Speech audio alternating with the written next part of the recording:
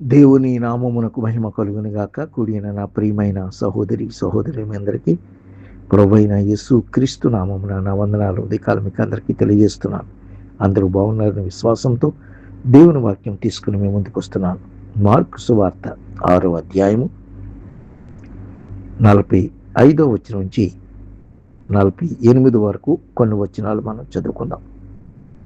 ఆయన జనసమూహమును పంపివేయనంతలో దోణి ఎక్కి ఆ దరినున్న బెత్సయిదాకు ముందుగా వెళ్ళుడని ఆయన తన శిష్యులను వెంటనే బలవంతము చేశారు. దేవునికి స్తోత్రం కలుగును గాక. యేసుప్రభు వారు ఆయనతో ఎప్పుడు కూడా జనసమూహం ఉంటూ ఉన్నారు. ఆ జనసమూహమును పంపివేయాలనుకున్నాడైనా దోణి ఎక్కి ఆ దరినున్న బెత్సయిదాకు ముందుగా వెళ్ళుడని ఆయన తన శిష్యులను వెంటనే బలవంతము చేశారు. మీరు తొందరగా వెళ్ళిపోండి అన్నట్టుగా ఆయన బలవంతము చేశాడట. ఆయన ఏదైనా ఒక కార్యము తలపెడితే అది గొప్ప ఆశీర్వాదకరంగా, ప్రజలకి మేలుకరంగా, దేవునికి మహిమకరంగా ఉండే పనే యేసయ్య ఎప్పుడు కూడా చేస్తూ వచ్చాడు. ఆయన దేవునికి స్తోత్రం.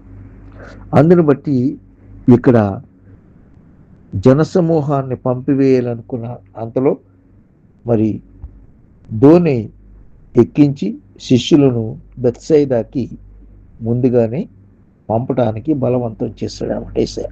46వ వచనం, ఆయన వారిని వీడుకొల్పి అంటే వారిని సాగనంపేసి ప్రార్థన చేయుటకు కొండకు వెళ్ళాను. దేవునికి స్తోత్రం.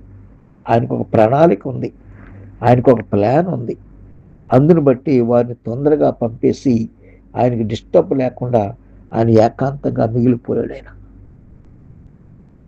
ప్రార్థన చేయుటకు కొండకు వెళ్ళాను. సాయంకాలమైనప్పుడు ఆ దోణి సముద్రము మధ్య ఉండెను. ఆయన ఒంటరిగా మెట్టనుండెను. ఆ సముద్రపు ఆ ఒడ్డున ఆయన మెట్ట మీద ఉన్నాడు. ఆయన అప్పుడు వారికి గాలి ఎదురైనందున దోణి దోణి నడిపించుటలో వారు మిక్కిలి కష్టపడుచుండగా దేవునికి స్తోత్రం. యేసుప్రభు వారికి తెలుసు ఈ సమయంలో ప్రార్థన అవసరం. నా ప్రజలను పంపించానే, నా శిష్యుల్ని పంపించానే, వారు ఎటువంటి కష్టాలు ఎదుర్కొంటారో అని ఆయనకు ముందుగా తెలిసి తొందరగా బలవంతం చేసి పంపేసి ఆయన కొండకి వెళ్ళిపోయాడు. కొండకు వెళ్ళిపోయి ఒంటరిగా ఆయన ప్రార్థన చేస్తున్నాడు. శిష్యులను పంపిస్తాడు, ఒంటరిగా మిగిలాడు. ప్రార్థన చేటుకు కొండకు వెళ్ళెను అని రాయబడి ఉంది. సాయంకాలం అయిపోయింది. వాళ్ళు పంపించిన తర్వాత సాయంకాలం అయిపోయింది. వాళ్ళు ప్రయాణంలో ఉన్నారు. అయితే ఆ దోణి సముద్రము మధ్య ఉండెను. ఆయన ఒంటరిగా మెట్టనుండెను. ఒంటరిగా ఉన్నాడైనా. ఒంటరిగా కొండ ఎక్కి ప్రార్థన చేశాడైనా. అప్పుడు వారికి గాలి ఎదురైనందున దోణి నడిపించుటలో వారు మిక్కిలి కష్టపడుచుండగా ఆయన చూచి రాత్రి ఇంచుమించు 4వ జామున సముద్రము మీద నడుచుచూ వారి యొద్దకు వచ్చి వారిని దాటిపోవాలని ఉండెను. అసలు వీళ్ళు ఏం చేస్తారో అని చెప్పేసి వారిని దాటిపోవటానికి చూశాడట. వారిని దాటిపోవటానికి చూశాడండి యేసయ్య. వారి ప్రమాదంలో ఉన్నారు. శిష్యులు దోణిలో ఉన్నారు. ఏమండి, ఆ దోణి సముద్రము మధ్య ఉంది. అలల చేత, తుఫాను చేత కట్టబడుతుంది, గాలి చేత కొట్టబడుతుంది. నా ప్రియమైన సోదరుడా సోదరి, నీవు అంధకారములో చిక్కబడి ఉన్నావేమో, సముద్రమనే అగాధములో చిక్కబడి ఉన్నావేమో, గాలిలాంటి అలలు నిన్ను కొడుతున్నాయేమో, సముద్రము నిన్ను ఘోషిస్తుందేమో. జాగ్రత్త. కష్టపడుతున్నావేమో, దోణి, నీ జీవితం అనే దోణిను నడిపించటానికి నీ వల్ల కాదు సుమా. నీ ప్రభువుకి అప్పగించు నీ కష్టము, నీ బాధ, నీ సమస్య. ఆయన చూచి రాత్రి ఇంచుమించు 4వ జామున సముద్రము మీద నడుచుచూ వారి యొద్దకు వస్తున్నాడు. ఇంకా రాలేదు, దాటిపోవాలని ఉన్నాడు. ఆయన సముద్రం మీద నడుచుచూ వారు చూచి భూతమని తలంచి కేకలు వేస్తున్నారు. చూస్తాడు, గమనించాడు ప్రభు.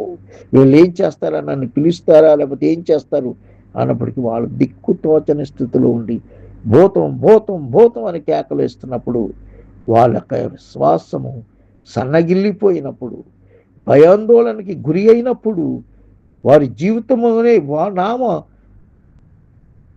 భయాందోళనకి గురి అయినప్పుడు కేకలు వేస్తున్నారు. దేవా మమ్మల్ని రక్షించు అన్నట్టుగా అందరూ ఆయనను చూచి తొందరపడగా వెంటనే ఆయన వారిని పలుకరించాడు. హల్లెలూయా. ఆపదలో ఉన్నావా, కష్టంలో ఉన్నావా, బాధలో ఉన్నావా, ఇరుకులో ఉన్నావా, తుఫాను లాంటి అలలు కొడుతున్నాయా, గాలి కొడుతుందా, సముద్రం ముంచివేయాలనుకుంటుందా, ప్రభు నీతో మాట్లాడుతున్నాడు. జాగ్రత్త. అందరూ ఆయనను చూచి తొందరపడగా వెంటనే ఆయన వారిని పలకరిస్తున్నాడండి ప్రభు. ధైర్యము తెచ్చుకొనుడి, నేనే, భయపడకూడని చెప్పాను. నేనే, భయపడకండి.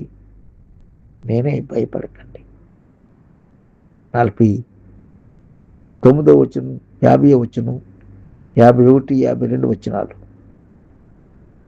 ఆయన సముద్రము మీద నడుచుచు వారు చూచి భూతమని తలంచి కేకలు వేసిరి.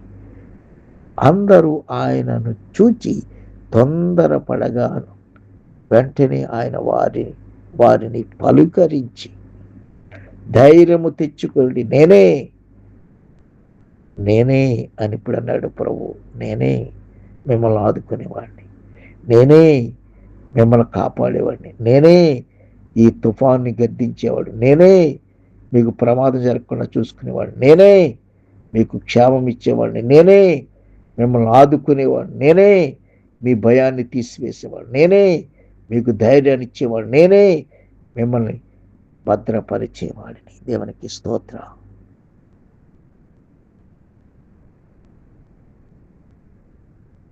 ధైర్యము తెచ్చుకోండి, నేనే, భయపడకూడని చెప్పాను. 51వ వచనం. తరువాత ఆయన దోణి ఎక్కి వారి యొద్దకు వచ్చినప్పుడు గాలి అణిగెను. అందుకు వారు తమలో తాము మిక్కిలి విభ్రాంతి అయిపోయారు, ఆశ్చర్యమైపోయారు. ఏంటి ఈయన గాలి సముద్రము ఈయనకి లోబడిపోతుంది ఏంటి అనుకున్నారు వాళ్ళు. అయినను వారి హృదయము కఠినమాయను గనుక వారు రొట్టెలను గూర్చిన సంగతి గ్రహింపలేదు. 5 రొట్టెలు 2 చిన్న చేపలు వాళ్ళు ప్రయాణం చేసిన ముందు ఆశీర్వదించాడు. 5,000 మంది తిన్నారు కదా. 41వ వచనంలో, 42వ వచనంలో వారు తిన్నారు, తృప్తి పొందారు. అన్నీ మర్చిపోయారు. నా ప్రియమైన సోదరుడా సోదరి, ఇక్కడ మనం చూస్తున్నాము 53, 54, 55, 56 వచనాలు చూస్తున్నాము. వారు అవతలకు వెళ్ళి గెన్నేసరేతు దగ్గర ఒడ్డుకు వచ్చి దరిపట్టిరి. వారు దోణి దిగగానే జనులు ఆయనను గుర్తుపట్టి ఆ ప్రదేశమంతటా పరుగెత్తుకొని పోయి ఆయన ఉన్నాడని వినిన చోటునకు రోగులను మంచముల మీద మోసుకొని వచ్చుటకు మొదలు పెట్టిరి. గ్రామములలో నుండి, పట్టణములలో నుండి, పల్లెలలో నుండి ఆయన ఎక్కడెక్కడ ప్రవేశించెను అక్కడ జనులు రోగులను సంత వీధులలో ఉంచి వారిని ఆయన వస్త్రపు చెంగు మాత్రము ముట్టనిమ్మని ఆయనను వేడుకొనుచుండిరి. ఆయనను ముట్టిన వారందరూ స్వస్థత నొందిరి. దేవునికి స్తోత్రం. దేవుడు స్వస్థపరిచేవాడు. నిన్ను స్వస్థపరిచేవాడు నేనే అన్నాడు. మీరు పొందిన దెబ్బల చేత మాకు స్వస్థత అన్నాడు యేసయ్య. ఆ విధంగా స్వస్థత పొందారు. దేవుడి మాటలు మన వెనుకట్లో దీవించునుగాక. ప్రార్థన చేసుకుందాం. ప్రేమ కలిగిన తండ్రి, కృప కలిగిన మా యేసయ్య, మీ కొందనాలు స్తోత్రాలు చెల్లిస్తాం. రాత్రంతా పడకలందు కాపాడు భద్రపరిచి కాలం ఇచ్చారు. ఈరోజు వచ్చిన తండ్రి స్తోత్రాలు. డ్యూటీకి వెళ్తున్న బిడ్డలందరికీ డ్రైవింగ్లో, పనుల్లో, రాకపోలు కాపాడు భద్రపరిచి ఇజ్రాయెల్ దేశం, యెరూషలేము, అమెరికా, కెనడా దేశాలు, గల్ఫ్ దేశాలు, హిందూ దేశం అంతా రక్షణ మారు మనసు దయచేయని కృప చెప్పండి. గల్ఫ్ దేశాలన్నీ దేశపు రాజులందరికీ రక్షణ విమోచన దయచేసి దేశ ప్రజలందరికీ కాపుదల భద్రత దయచేయండి. మీ తోడని పెంచండి. సంతానం లేని వారి సంతానం, గృహాలు లేని గృహాలు, ఉద్యోగాలు లేని వారికి ఉద్యోగాలు దయచేయండి. హాస్పిటల్లో రోగులను ముట్టి స్వస్థపరచండి. జైల్లో ఉన్న వారిని విడిపించండి. ప్రయాణం వెళ్తున్న వారు, వస్తున్న వారు, రాకపోరు కాపాడు భద్రపరచమని వేడుకుందాం. సాంచి ప్రభాని స్తోత్రాలు. నాతో ఉన్న సహోదరులు, వారి కుటుంబాలు మీరు కాపాడు భద్రపరచండి. ప్రభాని స్తోత్రాలు. వాక్యాలు వింటున్న వారు, వాక్యాలు షేర్ చేస్తున్న వారు అందరూ దీవించి ఆశ్రయించమని అడుగుతున్నాం. సాంచని. ఎవరైతే పుట్టినరోజులు, పెళ్లి రోజులు చేసుకున్నారు వారికి నా శుభాలు తెలియజేస్తున్నాను. ఎవరైతే తోబుట్టులు పోగొట్టుకున్నారో వారికి నా ప్రగాఢ సంతాపాన్ని తెలియజేస్తున్న వారిని ఆదరించి, ధైర్యపరిచి, బలపరచమని, మహిమ పొందమని, ఘనత పొందమని, ఈ దినచర్య అంతట్లో నీ వీళ్ళందరినీ కాపుదలు ఇచ్చి నడిపించి కాపాడమని, టీసీఎఫ్ సంఘానికి క్షేమాభివృద్ధి కలిగజేసి సేవంతా నీరు కట్టి ఫలింపచేయమని, టీసీసీ సంఘాలన్నీ, జీటీసీఎం మినిస్ట్రీ అంతటినీ కూడా దీవించి ఆశ్రయించి ఫలభరితమైన సేవ జరగటానికి కోయిట్లోను, ఖతార్లోను, గల్ఫ్ అంతటిలో జరిగించి మీరు మహిమ పొందమని యేసయ్య నామములో అడిగి వేడుకొంచున్నాం మా పరమ తండ్రి. ఆమె తండ్రి అయిన దేవుని ప్రేమ, కుమారుడైన యేసుక్రీస్తు వారి కృప, పరిశుద్ధాత్మ కన్యైన సహవాసం, కాపుదల భద్రత మనందరికీ తోడేండి నడిపించును గాక. ఆమేన్. ఇట్లు మీ ప్రియ సహోదరుడు పాస్టర్ సుదర్శన్ రావు గెడ్డం, దోహా, ఖతార్. దేవుని చిత్తమైన బిడ్డను కలుసుకుందాం. అంతవరకు సెలవు. May God bless you, brothers and sisters. Amen. Amen. Shalom.